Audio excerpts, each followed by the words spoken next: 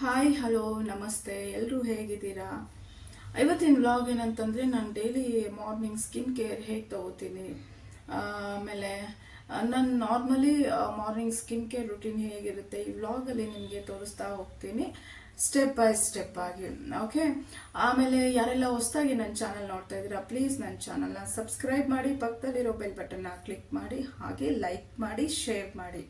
ನೋಡಿ friends, actually ನನಗೆ ನಿದ್ದೆ ಸಾಕಾಗಿಲ್ಲ, ಮುಖ ಸ್ವಲ್ಪ ಊದ್ಕೊಂಡ್ಬಿಟ್ಟಿದೆ.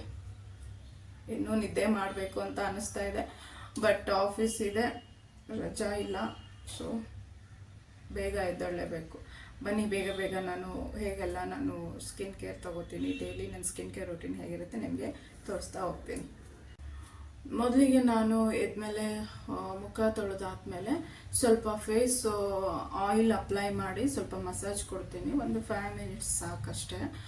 ಸ್ವಲ್ಪ ಬ್ಲಡ್ ಸರ್ಕ್ಯುಲೇಷನ್ ಆಗುತ್ತೆ ಇದು ಮಸಾಜ್ ಕೊಡೋದ್ರಿಂದ.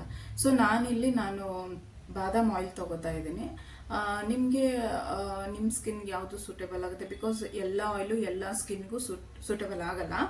ಸೊ ನಾನು ಇಲ್ಲಿ ಬಾದಾಮ್ ಆಯಿಲ್ ಯೂಸ್ ಮಾಡ್ತೀನಿ. ಆಮೇಲೆ ನಮ್ಮದು ಫೇಸ್ ಆಯಿಲಿ ಸ್ಕಿನ್ ಇರೋದ್ರಿಂದ ನನಗೆ ಸ್ವಲ್ಪ ಓಪನ್ ಪೋರ್ಸ್ ಪ್ರಾಬ್ಲಮ್ ಇದೆ. ಸೊ ಅದಕ್ಕೆ ಇದು ಓಪನ್ ಪೋರ್ಸು ಕ್ಯೂರ್ ಮಾಡೋಕ್ಕೆ ಹೆಲ್ಪ್ ಮಾಡುತ್ತೆ ಬಾದಾಮ್ ಆಯಿಲ್. ಸೊ ನಾನಿಲ್ಲಿ ಬಾದಾಮ್ ಆಯಿಲ್ ಯೂಸ್ ಮಾಡ್ತಾ ಇದ್ದೀನಿ. ಸ್ವಲ್ಪ ಲೈಟ್ ಆಯಿಲೇ ಯೂಸ್ ಮಾಡಿ, ಓಕೆನಾ? ಸೊ ನಂದು ಸ್ಕಿನ್ನು ಆಯಿಲಿ ಇರೋದ್ರಿಂದ ನಾನು ಸ್ವಲ್ಪ ಲೈಟ್ ಆಯಿಲೇ ನಾನು ಪ್ರಿಫರ್ ಮಾಡೋದು. ನಾನಿವಾಗ ರೋಗನ್ ಬಾದಾಮ್ ಆಯಿಲ್ ತೊಗೊಂಡಿದ್ದೀನಿ, ಸ್ವಲ್ಪನೇ ತೊಗೊಳ್ಳಿ, ಓಕೆ? ಸೊ ಕೈಯಲ್ಲಿ ಹಾಕೊಂಡು ಈ ಥರ ಸ್ವಲ್ಪ ರಬ್ ಮಾಡಿ, ಅಂದರೆ ಸ್ವಲ್ಪ ಆಯಿಲ್ ಬಿಸಿ ಆಗುತ್ತೆ. ಫೇಸ್ಗೆಲ್ಲ ಅಪ್ಲೈ ಮಾಡಿಕೊಂಡು ನಿಧಾನವಾಗಿ ಮಸಾಜ್ ಮಾಡಬೇಕು. ಇದು ನಾನು ಫಾಸ್ಟಾಗಿ ಇಟ್ಟೋದ್ರಿಂದ ನಿಮಗೆ ಫಾಸ್ಟಾಗಿ ಮಸಾಜ್ ಮಾಡ್ಕೋತಾರ ಕಾಣಿಸ್ತದೆ. ನಾನು ನಿಧಾನವಾಗಿ ಮಾಡ್ಕೋತಾ ಇದ್ದೀನಿ. ಸೊ ನೋಡಿ, ನಿಧಾನವಾಗಿ ಮಾಡಬೇಕು, ತುಂಬ ಪ್ರೆಷರು ಕೊಡಬೇಡಿ, ನಿಧಾನವಾಗಿ ಲೈಟಾಗಿ ಪ್ರೆಷರ್ ಕೊಟ್ಟು ನಿಧಾನವಾಗಿ ಮಾಡಿಕೊಳ್ಳಿ ಮಸಾಜ್ನ.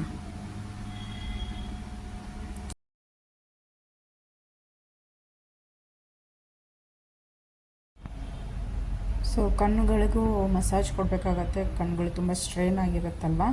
ಸೊ ಈ ಥರ ಮಸಾಜ್ ಕೊಡೋದ್ರಿಂದ ರಿಲ್ಯಾಕ್ಸ್ ಆಗುತ್ತೆ ಕಣ್ಣುಗಳಿಗೆ. ಕ್ಲಾಕ್ ವಾಯ್ಸು ಮತ್ತು ಆ್ಯಂಟಿ ಕ್ಲಾಕ್ ವಾಯ್ಸು ಮಸಾಜ್ ಮಾಡಿ.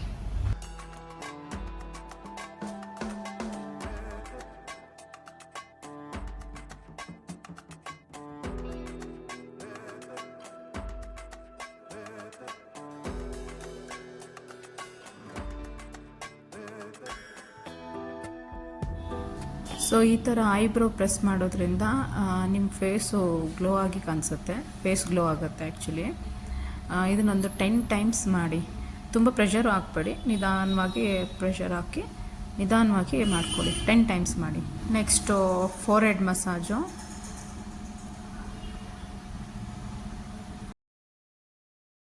ಸೊ ನೆಕ್ಸ್ಟು ಈ ಥರ ಬಾಯಿ ಸುತ್ತ ಸರ್ಕ್ಯುಲರ್ ಮೋಷನಲ್ಲಿ ನೀವು ಮಸಾಜ್ ಮಾಡೋದ್ರಿಂದ ಸ್ಮೈಲ್ ಲೈನ್ಸ್ ರಿಡ್ಯೂಸ್ ಆಗುತ್ತೆ.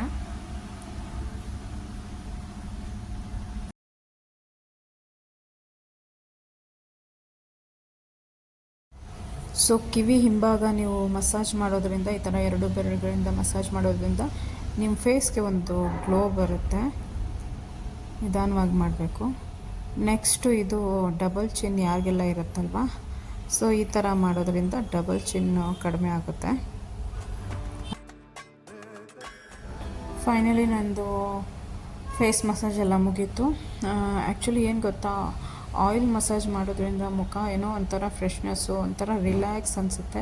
ಹಾಗೆ ನೋಡಿ ನಂದು ಮುಖ ನೋಡಿ ಇನ್ಸ್ಟೆಂಟಾಗಿ ಹೆಂಗೆ ಗ್ಲೋ ಅನ್ನಿಸ್ತಾ ಇದೆ. ಇದ್ರ ಮುಂದೆ ಯಾವುದು ಕಾಸ್ಟ್ಲಿ ಕ್ರೀಮು ನಿಲ್ಲಲ್ಲ ಆ್ಯಕ್ಚುಲಿ ಹೇಳ್ಬೇಕಂದ್ರೆ.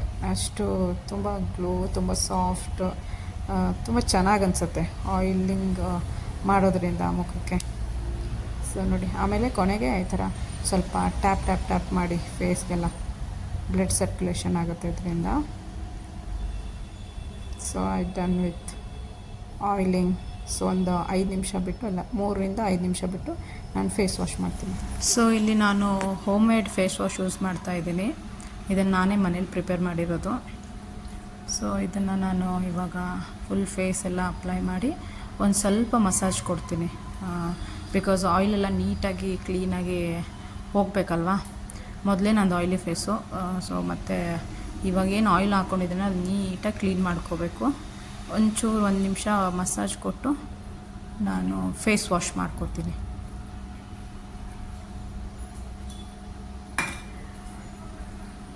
ನೋಡಿ ಈ ಥರ ಲೈಟಾಗಿ, ತುಂಬ ಉಜ್ಜಬಾರ್ದು, ನಿಧಾನವಾಗಿ ಮಸಾಜ್ ಮಾಡಿ ನೀಟಾಗಿ ಆಯಿಲೆಲ್ಲ ಕ್ಲೀನ್ ಮಾಡ್ಕೋಬೇಕು. ನೋಡಿ ಈ ಥರ ಮಸಾಜ್ ಮಾಡಿಕೊಂಡು ವಾಶ್ ಮಾಡ್ಕೊಳ್ಳಿ.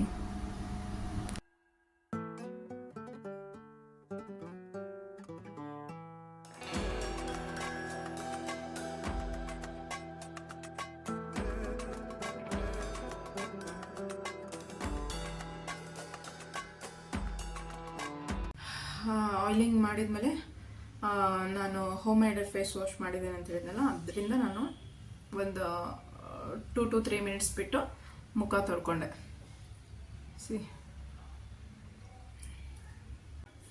ಆಯಿಲಿಂಗ್ ಆದಮೇಲೆ ಫೇಸ್ ವಾಶ್ ಮಾಡಿಕೊಂಡು ಹಾಗೆ ಸ್ನಾನ ಕೂಡ ಮುಗಿಸ್ಕೊಂಡೆ. ಇವಾಗ ನಾನು ಟೋನರ್ ಯೂಸ್ ಮಾಡ್ತಾ ಇದ್ದೀನಿ. ಮೊದಲಿಗೆ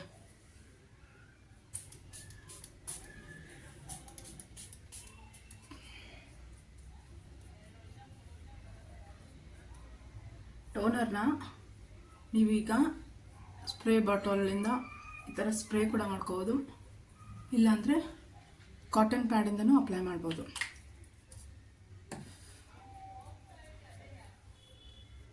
ಸ್ವಲ್ಪ ಡ್ರೈ ಆಗಲಿದೆ. ಸೊ ಫ್ರೆಂಡ್ಸ್, ಟೋನರ್ ಅಪ್ಲೈ ಆದಮೇಲೆ ನಾನು ಸಿರಮ್ ಅಪ್ಲೈ ಮಾಡ್ತೀನಿ.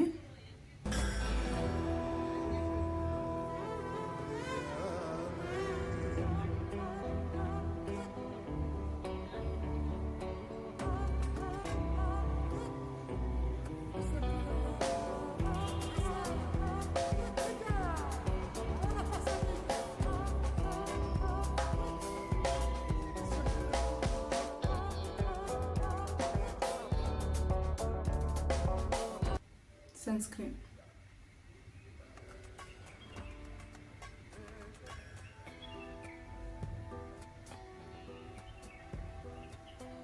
ಆ್ಯಕ್ಚುಲಿ ನಾನು ಸಪ್ರೇಟಾಗಿ ಮಾಯ್ಶ್ಚರೈಸರ್ ಯೂಸ್ ಮಾಡಲ್ಲ, ಬಿಕಾಸ್ ನಾನಿವಾಗ ಸಿರಮ್ ಯೂಸ್ ಮಾಡಿದ್ದಾನಲ್ಲ ಅದರಲ್ಲೇ ಮಾಯ್ಶ್ಚರೈಸರ್ ಕಮ್ ಸಿರಮ್ ಇದೆ ಅದು.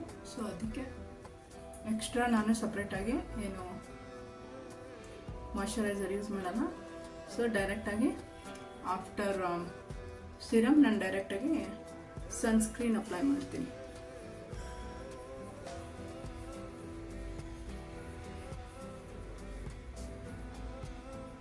ಆ್ಯಕ್ಚುಲಿ ಇದು ನಾನು ಯೂಸ್ ಮಾಡ್ತಾ ಇರೋದು mat finish,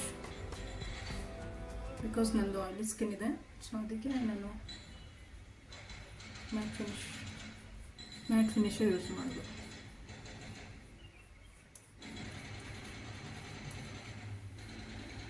so next Vaseline, ಅಂದರೆ ನಾನು ಲಿಪ್ಸ್ಟಿಕ್ ಅಪ್ಲೈ ಮಾಡೋಕ್ಕಿಂತ ಮುಂಚೆ ಸ್ವಲ್ಪ ವ್ಯಾಸ್ಲಿನ್ ಅಪ್ಲೈ ಮಾಡ್ತೀನಿ, ಬಿಕಾಸ್ ಡೈರೆಕ್ಟು ಲಿಪ್ಸ್ಟಿಕ್ ಅಪ್ಲೈ ಮಾಡಲ್ಲ. ಇಲ್ಲಿ ನಾನು ಯಾವುದೇ ರೀತಿ ಸಪ್ರೇಟಾಗಿ ಲಿಪ್ ಲೈನರ್ ಬಳಸ್ತಾ ಇಲ್ಲ. ಲಿಪ್ಸ್ಟಿಕ್ಕಲ್ಲೇ ಲೈನ್ ಕ್ರಿಯೇಟ್ ಮಾಡಿಕೊಂಡು ಲಿಪ್ಸ್ಟಿಕ್ ಅಪ್ಲೈ ಮಾಡ್ತೀನಿ. ಮೊದಲಿಂದನೂ ನಾನು ಸಪ್ರೇಟಾಗಿ ಲಿಪ್ ಲೈನರ್ ಯೂಸ್ ಮಾಡಲ್ಲ. ಲಿಪ್ಸ್ಟಿಕ್ಕಲ್ಲೇ ಲೈನಿಂಗ್ ಮಾಡಿಕೊಂಡು ಆಮೇಲೆ ಲಿಪ್ಸ್ಟಿಕ್ ಅಪ್ಲೈ ಮಾಡ್ಕೋತೀನಿ. ಇಲ್ಲಿ ನಾನು ತುಂಬ ಲೈಟ್ ಶೇಡು ಲಿಪ್ಸ್ಟಿಕ್ಕು ಅಪ್ಲೈ ಮಾಡ್ಕೊಂಡಿದ್ದೀನಿ. So finally done.